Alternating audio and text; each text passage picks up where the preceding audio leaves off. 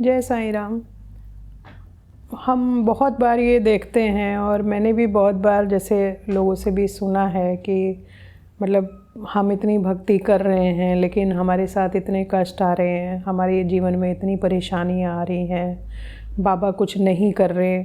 तो ये जो रेस्टलेसनेस है, ये जो हम इम्पेशेंट हो जाते हैं, बाबा के जो 2 वचन हैं, बाबा ने जो 2 बातें बोली हैं, अपने हर भक्त से एक मांग करी है कि मेरा जो भक्त है उसके अंदर जो 2 चीज़ें जो मुझे चाहिए ही चाहिए, जो मैं चाहता हूँ, वो है श्रद्धा और सबूरी।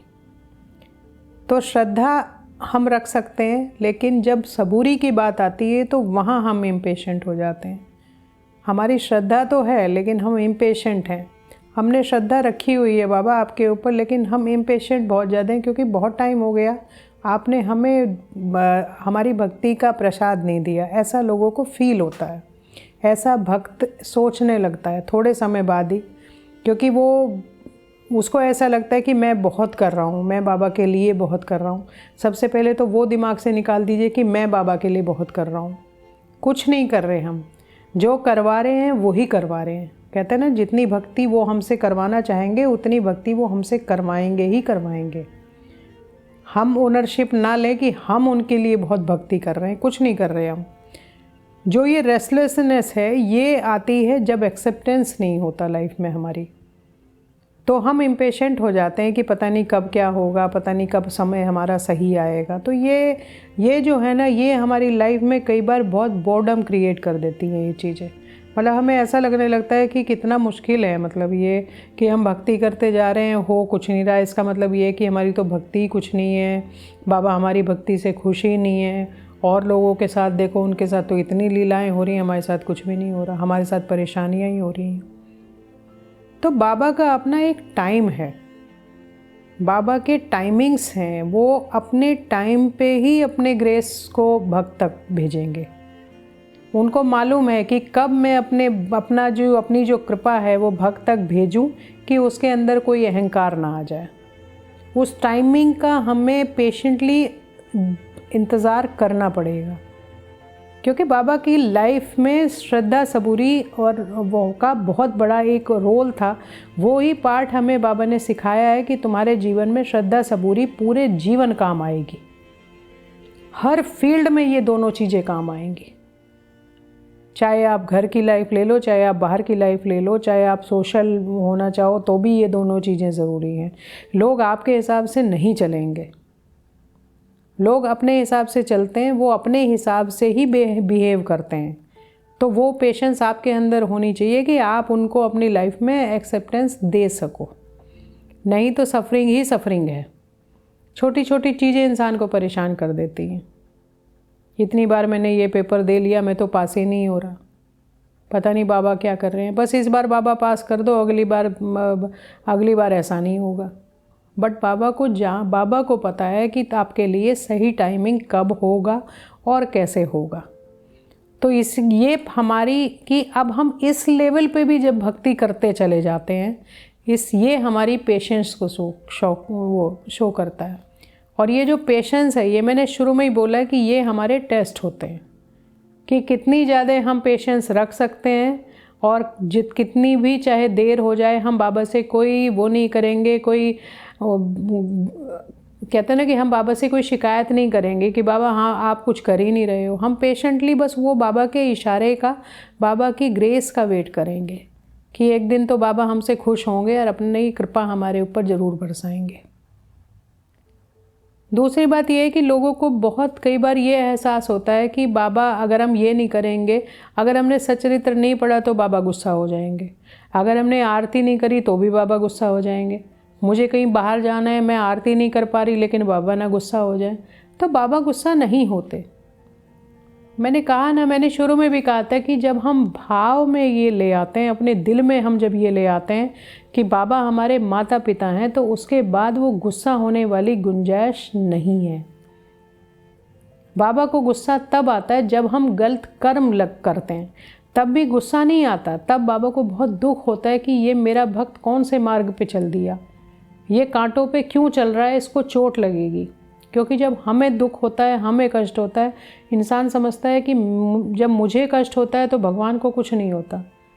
लेकिन जब मुझे कष्ट होता है तो भगवान भी रोते हैं। भक्त को ये होना चाहिए, भक्त को ये एहसास होना चाहिए कि जब मुझे कष्ट हो रहा है तो मेरे भगवान को मेरी वजह से कितना कष्ट हो रहा होगा। सचरित्र में बहुत किस्से ऐसे हैं कि बाबा ने अपने ऊपर लोगों के कष्ट लिए हैं। शारीरिक कष्ट दूसरे लोगों को होता था, बाबा के ऊपर वो कष्ट नज़र आता था। तो वो इसीलिए होता था कि बाबा उनको बहुत प्यार करते थे। तात्या की पूरी सोचिए, तात्या को जीवन दान दिया बाबा ने, इससे बड़ी और क्या बात हो सकती है। तो इससे ही पता चलता है कि बाबा कितना प्यार अपने भक्त को करते थे। वो ऋणी होते हैं। बाबा कहते हैं ना कि मैं ऋणी हो जाता हूँ अपने भक्त का, जब वो मुझे अटूट प्रेम करता है, जब वो मेरी अनन्य भक्ति करता है। तो वो पनिश नहीं करते, ऐसा कभी नहीं सोचना चाहिए और ना डरना चाहिए कि बाबा हमसे नाराज़ हो जाएंगे। बट ये है कि हाँ, हमें गलत कर्म नहीं करना चाहिए।